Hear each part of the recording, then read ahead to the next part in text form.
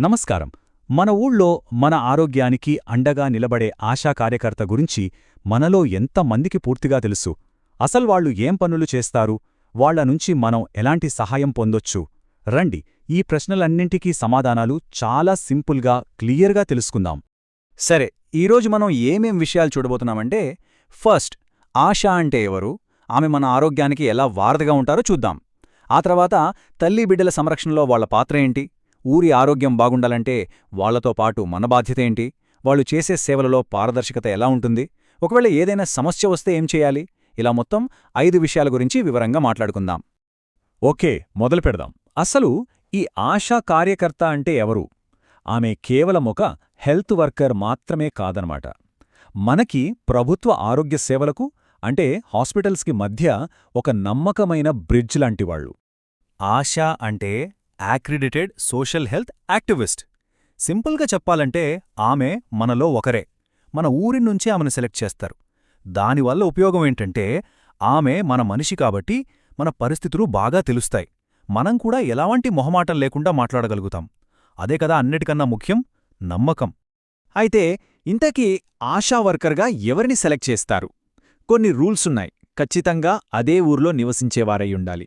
పెళ్లైన వాళ్ళకి లేదా వితంతువులకు ఫస్ట్ ప్రిఫరెన్స్ ఇస్తారు. కనీసం 10th క్లాస్ అయినా చదువుకొనుండాలి. ఇంక ముఖ్యంగా నలుగురితో మాట్లాడగలిగే కాస్త లీడర్షిప్ క్వాలిటీస్ ఉండాలి. చూశారుగదా, వీటన్నిటి వెనక ఉన్న ఉద్దేశం ఒక్కటే, ఆమె ఆ ఊరికి చెందిన, అందరితో కలిసిపోయే నమ్మకమైన వ్యక్తిగా ఉండాలని. సరే, ఆశా వర్కర్ అంటే ఎవరో మనకొక ఐడియా వచ్చింది.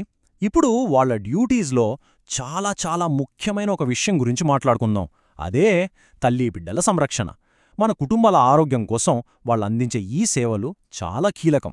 ఒక మహిళ గర్భవతి అని తెలిసిన దగ్గర్నుంచి బిడ్డ పుట్టిన 42 రోజుల వరకు ఆశా కార్యకర్త ప్రతీ అడుగులోనూ తోడుగా ఉంటుంది.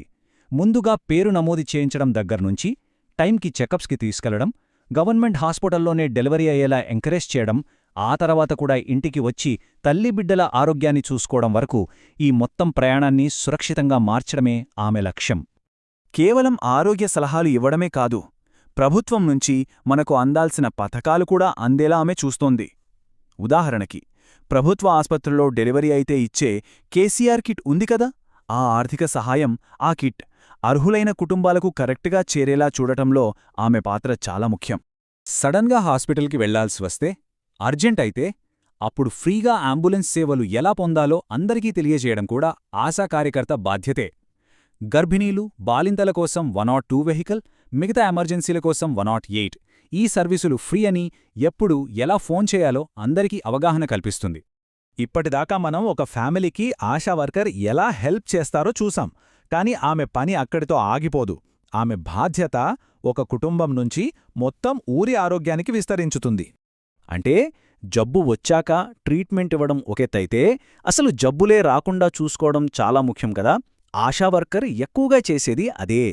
ప్రతి బుధవారం పిల్లలకి టీచాలందేలా చూడటం, టీబీ, లెప్రసీ లాంటివి ఎవరికైనా ఉన్నాయేమో గమనించి వాళ్ళకి మందులు అందేలా చేయటం, వర్షాకాలంలో డెంగ్యూ, మలేరియా రాకుండా ఏం జాగ్రత్తలు తీసుకోవాలో చెప్పటం, ఇలా ఆమె ఊరికి ఒక ఆరోగ్య రక్షణ కవచంలా పనిచేస్తుంది. ఓకే, ఆశా వర్కర్ ఇన్ని పనులు చేస్తున్నారు. మరి ఈ సిస్టమ్ అంతా సరిగ్గా నడుస్తుందని గ్యారంటీ ఏంటి? అంటే ట్రాన్స్పరెన్సీ ఎలా ఉంటుంది? దానికి కూడా కొన్ని ఏర్పాట్లున్నాయి. వాళ్లు చేసే పనుల్లో జవాబుదారీతనం కోసం కొన్ని పద్ధతులున్నాయి. ఫస్ట్, ఆమె ఒక డైరీ మెయింటైన్ చేయాలి. అందులో గర్భిణీల వివరాలు, పిల్లల టీకాల వివరాలు అన్నీ అప్టుడేట్గా ఉండాలి. రెండోది, వాళ్లు చేసే ప్రతి పనికి ప్రభుత్వమిచ్చే డబ్బులు డైరెక్ట్గా ఆన్లైన్లో వాళ్ల అకౌంట్లో పడతాయి. దీనివల్ల ఎవరు ఏం పని చేశారో స్పష్టంగా తెలుస్తుంది. ఇక మూడోది, ఆమె ఊరి ఆరోగ్య కమిటీలో కూడా మెంబర్గా ఉండి ఊరి సమస్యల గురించి మాట్లాడుతుంది. ఇక్కడ చాలా చాలా ముఖ్యమైన విషయం ఒకటుంది. ఇది అందరూ గుర్తుపెట్టుకోవాలి. ఆశా వర్కర్ అందించే ఏ సేవకి కూడా ఒక్క రూపాయి కూడా ఎవ్వరికీ ఇవ్వాల్సిన అవసరం లేదు. వాళ్ల సేవలు పూర్తిగా ఉచితం. ఒకవేళ ఎవరైనా డబ్బులడిగితే అది చాలా పెద్ద నేరం. మరి ఒకవేళ ఆశా వర్కర్ సరిగ్గా పనిచేయకపోయినా లేదా వాళ్లతో ఏదైనా సమస్య వచ్చినా ఏం చేయాలి, ఎవరికి చెప్పాలి? దానికి కూడా ఒక పద్ధతి ఉంది. మన సమస్యని ఎక్కడ చెప్పాలో ఇప్పుడు చూద్దాం. ఒకవేళ మీకు ఏదైనా ఫిర్యాదు ఉంటే, ఫస్ట్ స్టెప్ ఏంటంటే ఆశా వర్కర్కి పై అధికారి అయిన ఏఎన్ఎంకి చెప్పాలి. అక్కడ సమస్య పరిష్కారం కాకపోతే మన ఏరియాలోని ప్రాథమిక ఆరోగ్య కేంద్రంలో ఉండే డాక్టర్కి చెప్పొచ్చు. అప్పటికీ సమస్య తీరకపోతే జిల్లా స్థాయిలో ఉండే డిఎంఎన్హెచ్ఓ అంటే జిల్లా వైద్యాధికారిని కూడా సంప్రదించవచ్చు. ఇవే కాకుండా ఇంకో సింపుల్ ఆప్షన్ కూడా ఉంది. అదే ఈ 104 టోల్ ఫ్రీ నంబర్. ఏ ఆరోగ్య సమస్య ఉన్నా, సమాచారం కావాలన్నా లేదా ఏదైనా ఫిర్యాదు చెయ్యాలన్నా ఎప్పుడైనా ఈ నంబర్కి కాల్ చేయొచ్చు. సో చివరిగా మనం గుర్తుంచుకోవాల్సింది ఏంటంటే ఆశా కార్యకర్త మన ఆరోగ్య వ్యవస్థలో ఒక కీలకం, మన కుటుంబంలో ఒక మనిషిలాంటి వాళ్ళు. ఆమె తన పని సరిగ్గా చెయ్యాలంటే మన సహకారం కూడా చాలా అవసరం. మనం ఆమెకు సహకరిస్తే, ఆమె సేవల్ని సరిగ్గా వాడుకుంటే మన ఊరు ఆరోగ్యంగా ఉంటుంది. మన ఊరి ఆరోగ్యం కోసం మనమందరం కలిసికట్టుగా పనిచేద్దాం.